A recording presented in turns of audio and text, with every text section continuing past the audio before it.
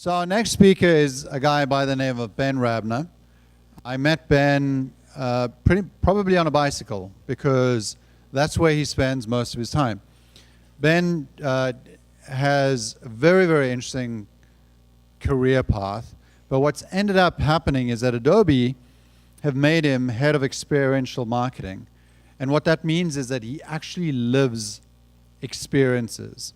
He doesn't just talk about them or design them. He actually lives experiences and brings the Adobe customer along with him on these experiences so that they can feel differently about who they are. And when that happens, something interesting happens.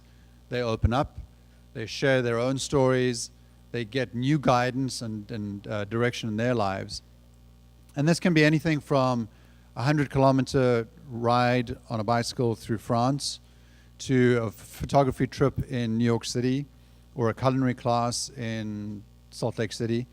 He takes his customers all over the world to these amazing places, to do these amazing things.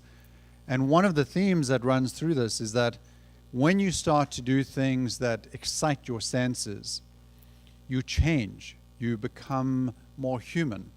You solicit these responses which we've buried by living inside of offices and recirculated air for so much time. And when this happens, these experiences lead to transformations in these executives' lives. So Ben's going to spend some time with us today telling us a little bit about how he does that and how that's transformed his life and the lives of the people with us that he spends time with. And if you are somebody who is an executive of a company and you're in a product role, tap Ben on the shoulder and say, hey, next time you go riding a bike, I'd love to come along. Because trust me, it'll be in a beautiful spot. And that, I'd like to welcome Ben Rabner.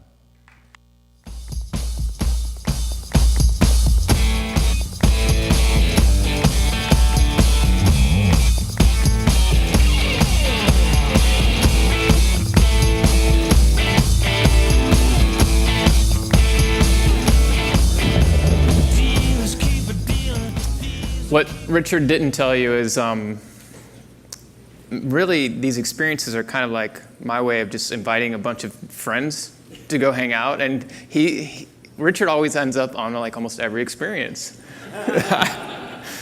Although I was not, so I'm not to blame though for his last one with his injury. So that's on his own. You should have been there. I know I should have been there. Then it would have happened. So what I want to talk today is share some really personal experiences and some things that I invite you to have kind of an open mind about some of the things I'm going to share with you, and hope you can kind of follow the relevancy as creators of user experiences. Because as we create these user experiences, we tend to obsess over the technology and these beautiful and elegant algorithms and sophistications of AI and predictive learnings, but we're really missing something incredibly powerful. It's actually more complicated than some of the technology that we're implementing, and that's the neurobiology and the physiology of humans. And at Adobe, I was working on traditional content management, running a team, and we were doing, engaging with customers and doing this traditional demand generation, B2B marketing. But something I realized was that this marketing, this kind of traditional B2B marketing lacked emotions, it lacked connectivity, and it was really kind of just stale.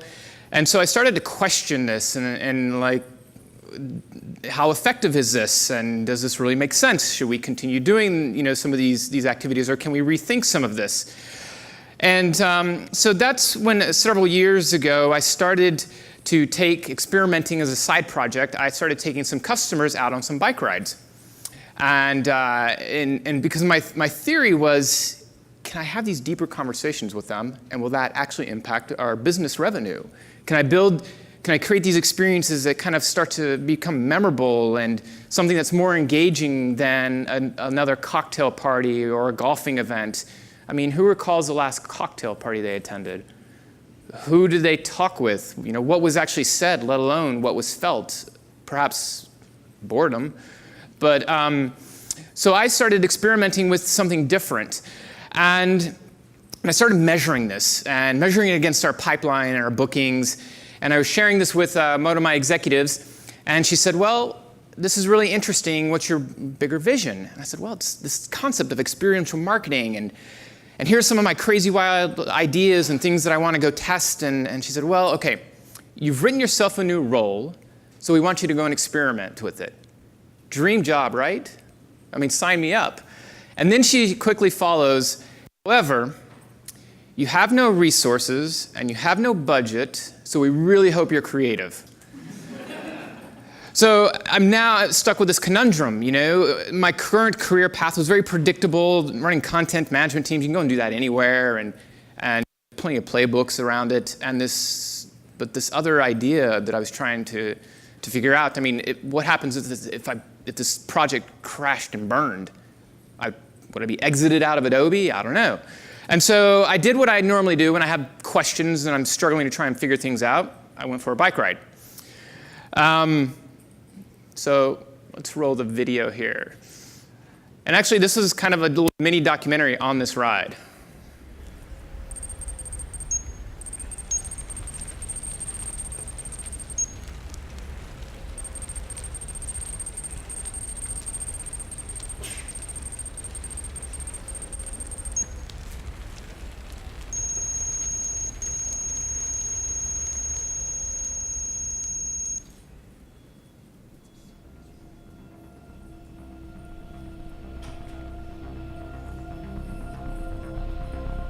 How did you get here?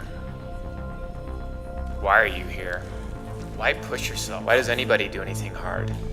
When was the last time someone told you something wasn't possible? Was that someone you?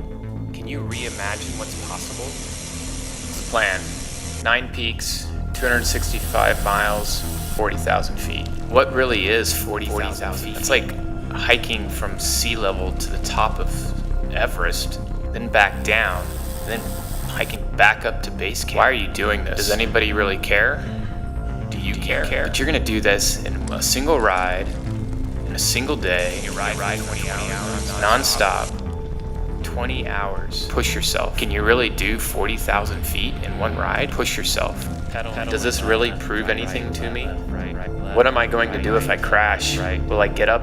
The sun is setting. The roads at night are different. They have a different personality at night. 17 more hours to go.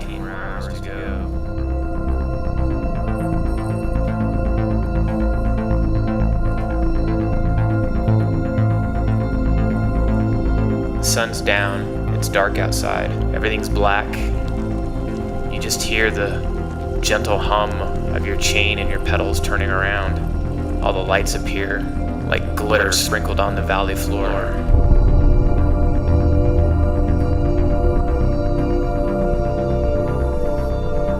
To the top, you have to slap your face to keep yourself awake. All the lights, you can see across the whole valley. All the lights. Mother Nature has a sick sense of humor. As if this ride wasn't hard enough, the rain started. It's dark outside.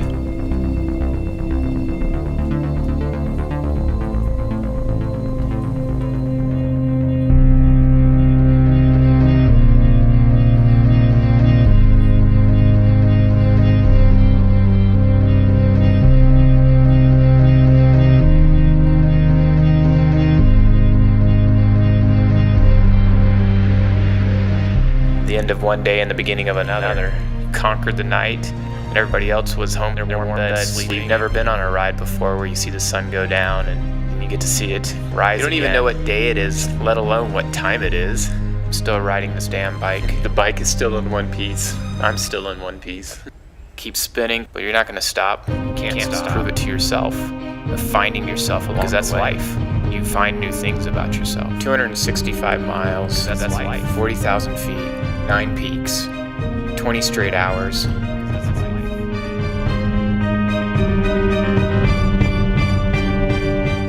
I did it. Why try to do something that seems impossible or even crazy? Because if you're willing to try and reimagine what's possible and reach beyond the farthest boundary you can see, what can't you do or where can't you go?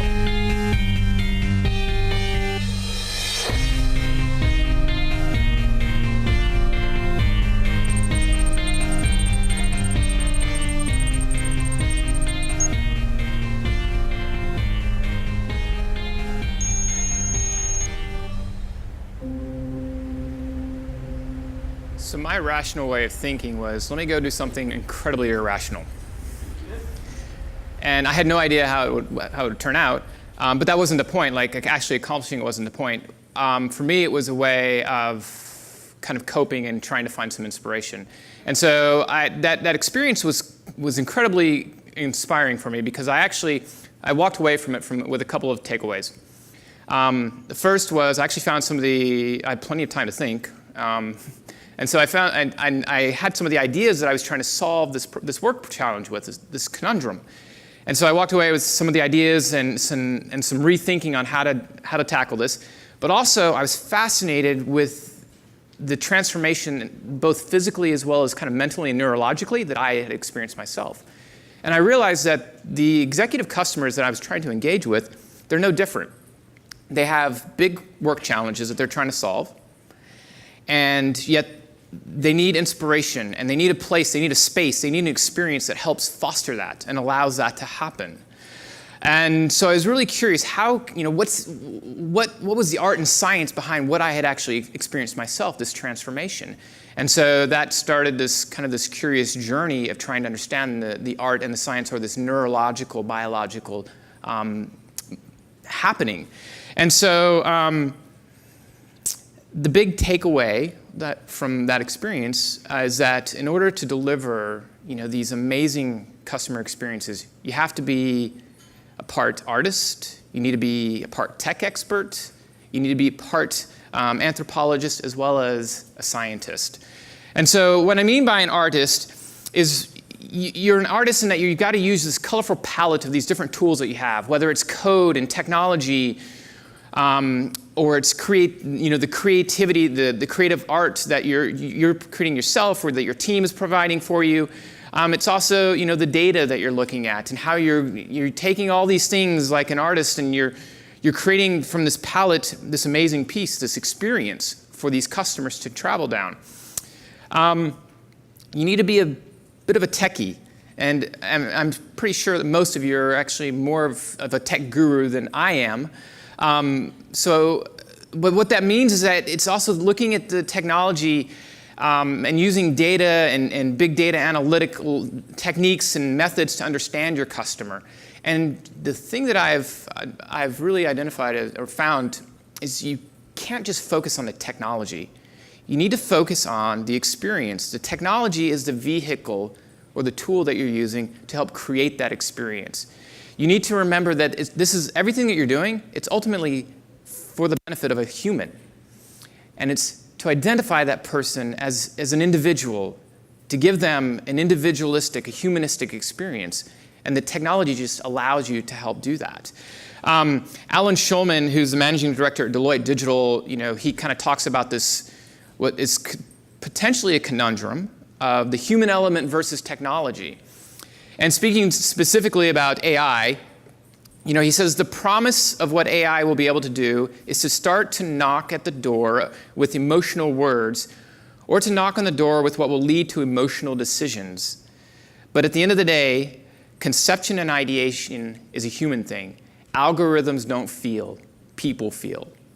Even Stephen Hawking, the late Stephen Hawking, understood the essence, and he recognized the value of emotion in this analytical world today, where he said, science is not only a disciple of reason, but also of passion and romance. You need to be a bit of an anthropologist. And what I mean by that is you need to really understand and understand the psychoanalysis of your customers. You need to observe them, watch their behaviors, their actions, as well as listen to them. What are their deepest fears? What are their dreams? What are the things that keep them up at night? What are their emotional motivators? What are those things, those deep things within them that are driving their decisions? Because at the end of the day, every decision is driven by an emotion. Neuroanatomist Jill Bolt Taylor says, most of us think that we are thinking creatures that feel, when actually we're feeling creatures that think. So the question is, well, why should we really care about emotions, especially when we're at a UX conference, right? Well, the reason is because they are incredibly valuable. There's a predictive analytics firm, Mostifus, that has done a ton of research. They've looked at hundreds of brands across dozens of industry categories. And some of the amazing data and analysis, what they found, was that customers who are emotionally connected are more than twice valuable than just highly satisfied customers. And their point is you need to move beyond just customer satisfaction. I mean, how many brands, they're like the global marketing organization's primary metric is their customer sat. They're looking on where do they stand on the brand awareness. Well, in reality, that doesn't mean much. The real value is what's that emotional connection? What's the level of that? That's where the real value is. Because what Mosifus found in their data is that these customers, they're more than, it's like 52% more valuable than just as highly satisfied, is because that they spend more on your products, they buy more frequently, they are less sensitive to price adjustments, they advocate for you. So if you have managers and your biz ops staff that you have to report to, that right there tells a very compelling story on why you should focus on emotions, because it directly affects your bottom line. You also need to be a scientist. And you need to be a scientist in understanding the neurology and the biology of what's going on with your customers. And you need to look at how the brain is wired. Because if you can understand how the brain is wired, then you can start to understand how you can actually rewire it.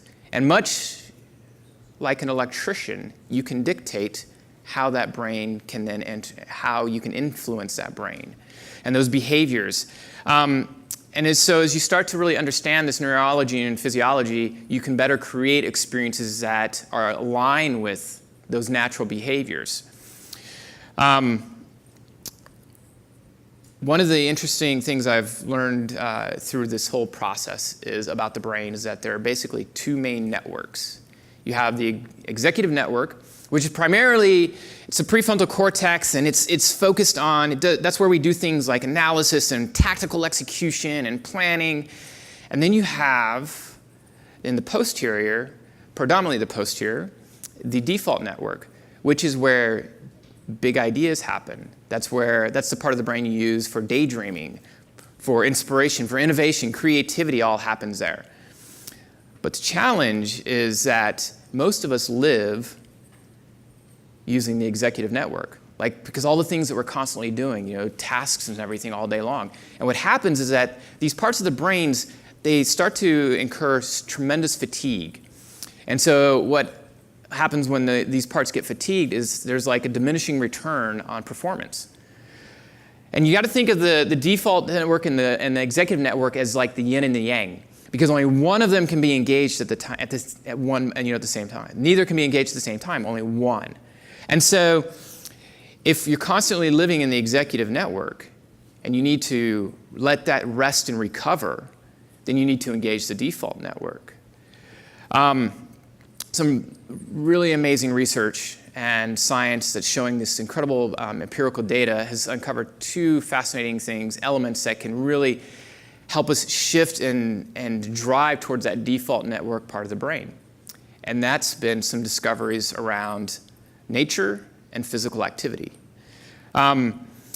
Speaking of nature specifically first, there's a research scientist in Tokyo, Miyazaki, and he's done a lot of fascinating research comparing leisurely walks in the forest versus those in the urban city. And what he found is that there is literally a 12% decrease in cortisol that's produced in leisurely walks just through a neighborhood park or the forest versus if you take one down through the city. Now, cortisol is connected to stress levels. There's also a 7% decrease in sympathetic nerve activity, lowered blood pressure, as well as decrease in heart rate. All of these things actually make you perform better. They make you feel better. Another researcher, an immunologist named King Lee in Tokyo, he's been doing some fascinating research on nature and the impact on the body's immune system. And he's specifically looking at these natural, they're called the NK cells, which are these natural immune killer cells. And they're a type of white blood cell. And their role is they basically send these self-destruct messages out to cells and tumors and other kind of viruses in cells. And it's been long known that age, stress, and even pesticides can reduce our body's NK cells. So his question was, well, is there a way to actually increase these cells? And so he took a group of Tokyo businessmen out into the woods for 2 days. And each morning they'd spend a couple hours hiking. And he did some blood tests before they went out, measured their NK cell levels. And then post-event, he measured their NK cell levels. They had a 40% increase in NK cell productions following just a couple of days out in the wilderness. Mind you, these are the natural killer things that keep, help the body stay healthy and send, self-destruct messages to tumors. The other fascinating thing is that this benefit lasted for another 7 days. And then a month following that event, they still had a 15% higher level of NK cells than when they'd started. All from the impact of nature. David Strayer is a psychologist at University of Utah in their cognitive lab. In 2010, he started taking some executives out in the wilderness. And he would first have them take this, I didn't even know there was a standardized creativity exam, apparently. And so he'd have them take this test, get a baseline, and then he'd take them hiking out in the woods for 3 days. No phone, and they just go hike, and then he'd bring them back, and he'd have them take the exam again. They're showing a 50% increase in creativity performance. How much money do we spend on human resources and human capital and technology trying to gain a couple of percentage points in creativity? A 50% creativity increase. Just go spend a couple days out in the wilderness. Let's talk about physical exercise on the brain. So the research is showing that physical exercise kicks the brain into this very uber heightened state of learning, and it's like at the most peak opportunity to learn. Because what's happening is that exercise is balancing the neurochemicals as well as the neurotransmitters in the brain. And then when we learn, the learning process is when these neurons connect with other brain neuron cells. And so exercise helps these connections happen faster, and they keep those chemicals at an equal level so that they're more optimal to make those connections. They've also found that exercise accelerates this it's basically considered like a miracle grow for the brain. It's this neurotransmitter called BDNF. And you don't need to worry about what that means. But basically, what happens is exercise kicks that BDNF into overdrive and starts spritzing the brain with this chemical. It's like the miracle grow, which accelerates neuron growth, which also then helps more neuron connections, which is driving greater learning capacities. In 2007, some German scientists did an interesting study where they were comparing the rate and the rate of learning, where they took these test subjects and they had them do physical activity, and then they had them memorize vocabulary words. They had a 20% improvement versus those subjects who didn't do the physical activity before trying to do the vocabulary test.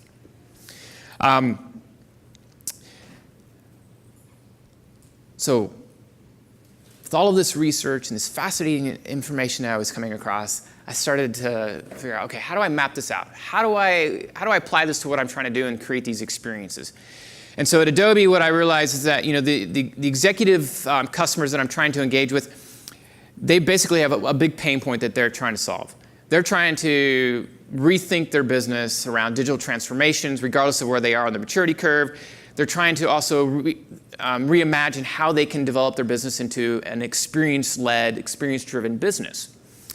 Well, our objective is, okay, we want to talk with them. We want to help. We want to have these conversations around these big ideas of how we can help them reimagine these things, and we can talk about possibilities of how they can rethink their business strategies. And what I realized is that the traditional way of approaching this is, okay, we're going to give you these data-rich PowerPoint decks, and we're going to give you this standard sales rhetoric. But do you see the problem? My objective is I'm trying to have a conversation that is engaging the default network part of their brain. I need them thinking big ideas. We need to have these innovative conversations at this point of the journey, right? The traditional methods and the tools and the way about going about it is like trying to force a square peg into a round hole. You're now forcing them to engage in the executive part when you're giving them heavy tech features and data, heavy PowerPoint decks. And so you're forcing that executive part of the brain to always be engaged. And so you're kind of defeating your whole purpose of what the objective is. So when I saw this, I thought, well, okay, so how do I break this apart? How do I shift it? And so that's where I kind of built out this model of, well, so if I know what their pain point is, what is the emotional motivator that they're focused on?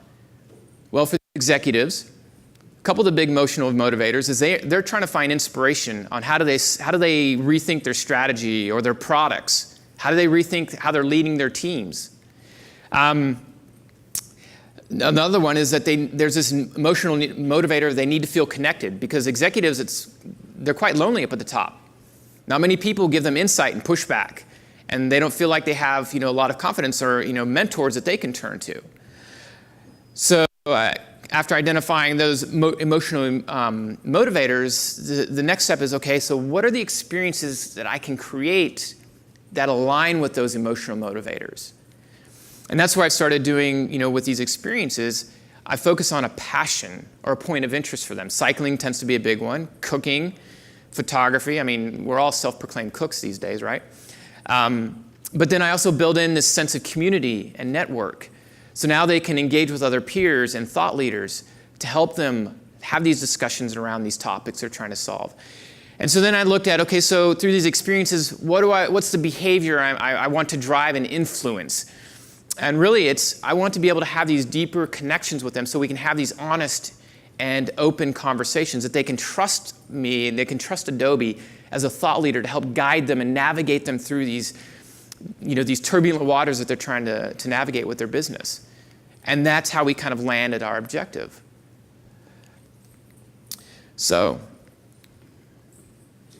to deliver outstanding user experiences, you need to be a part artist, part tech expert, part anthropologist, and a part scientist. Walt Whitman, but are not exercised in the open air with the reach of us all. Thank you.